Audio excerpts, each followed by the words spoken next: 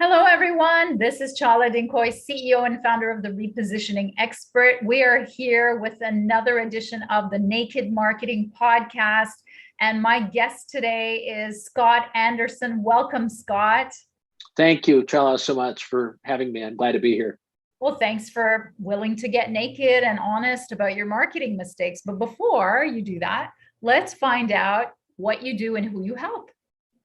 Absolutely. I am a serial entrepreneur and a licensed mental health therapist and an executive coach. And I help entrepreneurs who are burned out to break through burnout and live their best lives ever, both at home and at work.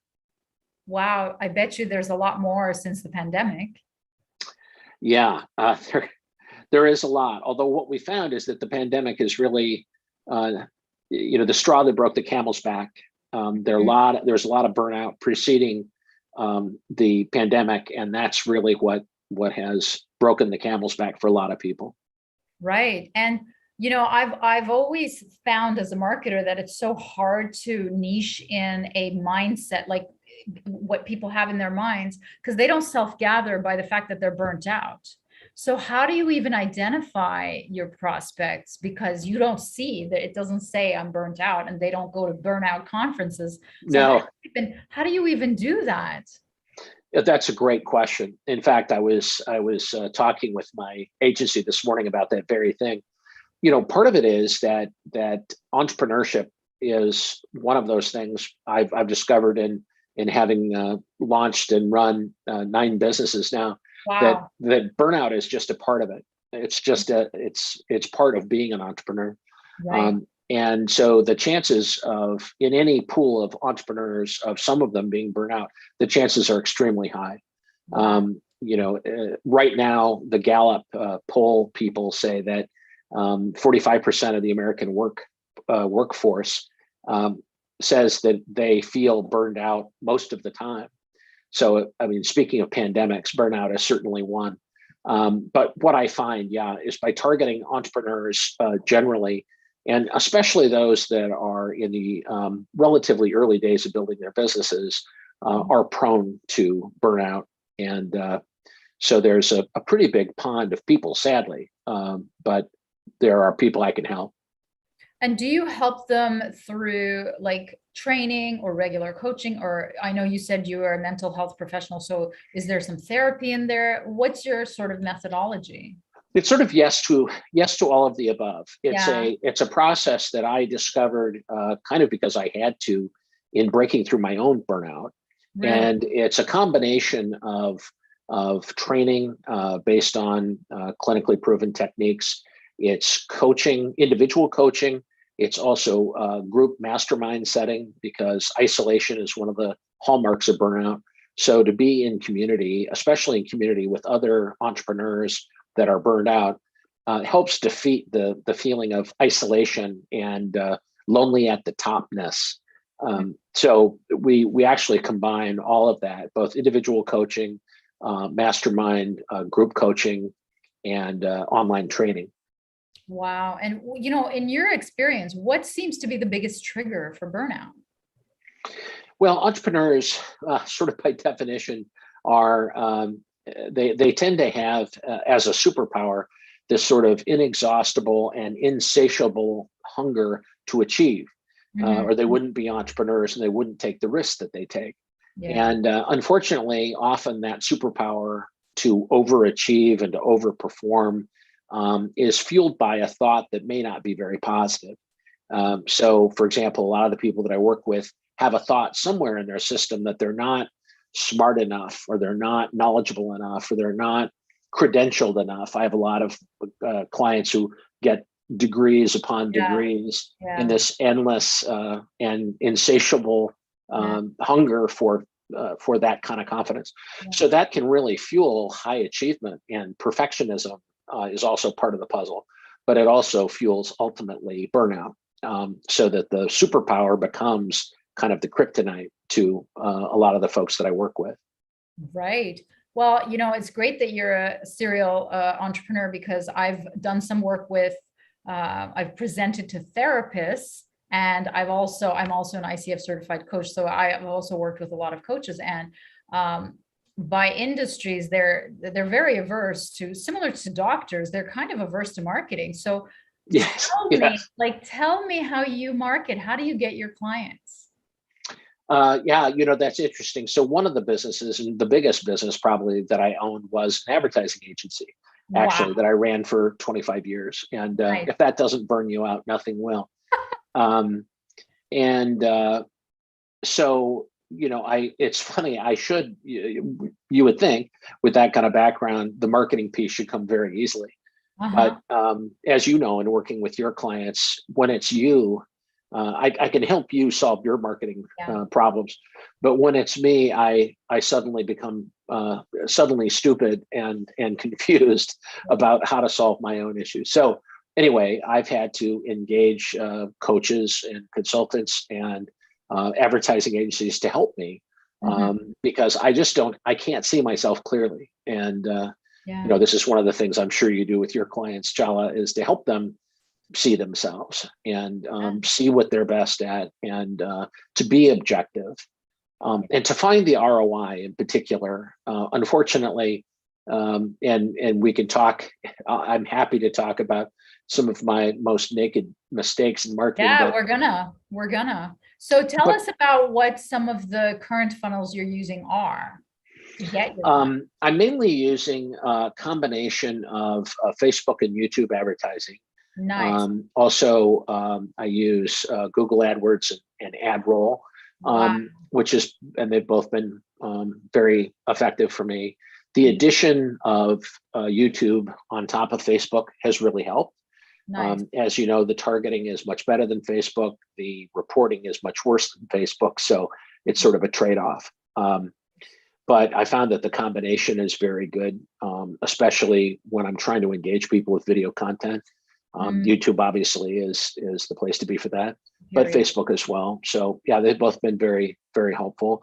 I've also done off and on. I've done LinkedIn marketing, and there's pluses and minuses to LinkedIn as well. When you say LinkedIn marketing, is it advertising or is it outreach? Outreach mainly, Mm, outreach campaigns, and I've had varying degrees of success with that. I mean, I think that LinkedIn should be a great spot for me in as much as I'm looking for entrepreneurs, but I really don't feel like I've used it very well to date. yeah, I mean, it depends on the level of entrepreneur. So what's the sort of size of business is your sweet spot? Yeah, typically I'm working with people that have, and it depends on the industry, but they have sales of at least $1 million, Yeah, and okay. they're typically in the million to 50 million range. Yeah, We have a number of clients that do significantly more than that, but yeah. I find that $1 million in revenue is a pretty good, depending on the industry, is a pretty good point of departure. Yeah, yeah, for sure. So, I mean, I totally feel so comfortable with you because for 18 years, I was a brand manager for Pepsi, Pizza Hut, Frito-Lay, and Oh, wow. I worked with you guys, right? Like that, Yes. you were my world. So I love your language that you're talking. I totally feel like on the same page. So tell us about the naked marketing part. You know, I and it's so you'll relate to this from your PepsiCo experience, which is fabulous brand experience. With all of my clients as an advertising agency, I was just emphatic about picking a specific point on the compass to be known for. Something, the unique selling proposition used to be the term, but basically to pick something that you're known for, to be known for something versus unknown for everything. And yet I found it wasn't until I started my own companies that I began to understand the pain that my advertising agency clients had about committing to a discrete position or discrete solution.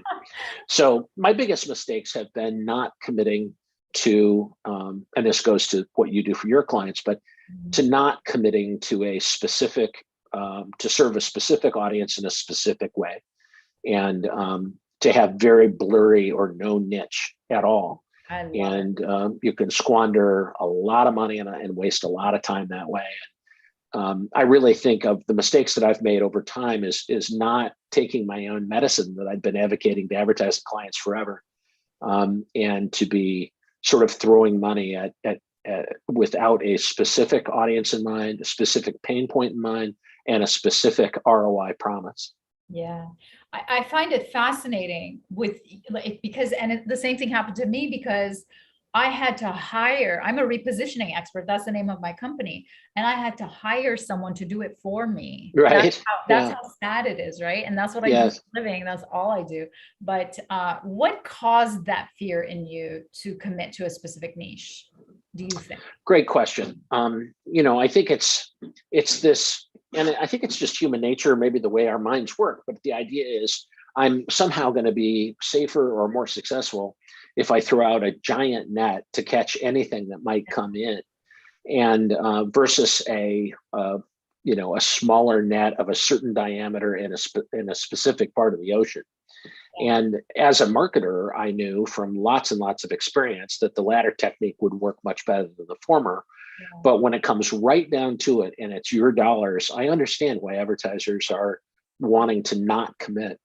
But that is definitely the road to hell is paved by not taking dead aim at exactly the audience, exactly the pain point, and exactly the ROI. Yeah. Well, I love that. It's what I think the kids are calling FOMO these days, fear of missing out, Yes. because you think like, oh, I'm going to miss out on that segment if I hit this one. But I've also found, and you tell me if you found the same thing, it's also they don't know how to pick one.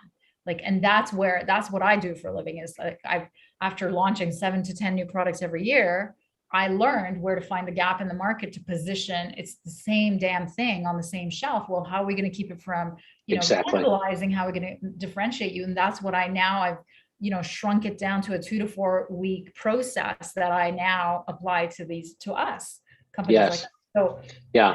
It's is that very what you wise find? and very valuable, but you're exactly right. I mean, the fear is that if I put all of my chips on red, so to speak, that the risk is too high. And, there are a million other positions I could occupy as a marketer. And wouldn't it be safer to put my bets against, a half a dozen different positions or no position at all? And of course, it turns out that the biggest risk is not taking one, but it's hard to believe that until you actually do it. It just feels, I think our minds are designed to de-risk. And the other thing I found, in early days, it was about, I had this naive idea that I wanted to serve people in a certain way, that it was about me instead about my audience. And I think that's where we can go wrong too, is kind of smoking our own dope and thinking that somehow our solution is just going to strike a chord the way it's stricken a chord for us, and making it about us versus making it about the audience. A friend of mine, or one of my mentors, uses the expression a bleeding neck problem. You've probably heard the expression, but that's really the key. What is the bleeding neck problem that people want solved right this instant, right Oh, this I love moment? that expression. It's disgusting, but I've never heard it. Right. But We only use pain, but that's like yeah, one step closer to death. exactly. And if and this is the naked mistake that I've made time after time, is kind of rationalizing that there would be a bleeding neck problem somewhere in this mess, versus taking dead aim at a bleeding neck problem. But I think we have to waste money and learn our lessons, lick our wounds, and then finally realize we have to take dead aim on a specific audience, a specific bleeding neck problem, and specifically the tourniquet that we can apply to it. I love the imagery. Oh my God. Wow. I totally wrote down the biggest risk is not taking one. I don't know if you made that up, but I love that quote. That's a I'll fabulous, take it. I'll take it. that's a quote and a half. Awesome. Well, what is the, parting advice that you want to give about marketing, Scott? Uh, my business partner in my advertising agency always told me, make it about them. Yeah. And there is this just human nature to make it about us and about how wonderful we are, and so on. So yeah, really, we have to make it about them. All of the marketing, every single bit of it. And there is, for entrepreneurs in particular, there's a certain pride of authorship, and it's about self-expression and all of that. And after you've lost enough money doing that, you learn not to do that anymore. Nobody cares about you. Yeah. No one cares. Maybe that's it in a nutshell. No one cares. I know. They only care about one thing, themselves. Yes, exactly. Them and their neck, right? I love and it. their neck. And their neck. Exactly. Yeah. So how could our viewers reach you, Scott? The best way is to go to burnoutbreakthrough.com, and there's a masterclass on the 5 shifts that entrepreneurs use to break through burnout permanently and live their best lives ever at home and at work. Breakthroughburnout.com, and that's the best place to get information. Thank you for being an amazing guest. Oh, my pleasure, Charles. It's very nice to meet you. I appreciate the opportunity. Thanks.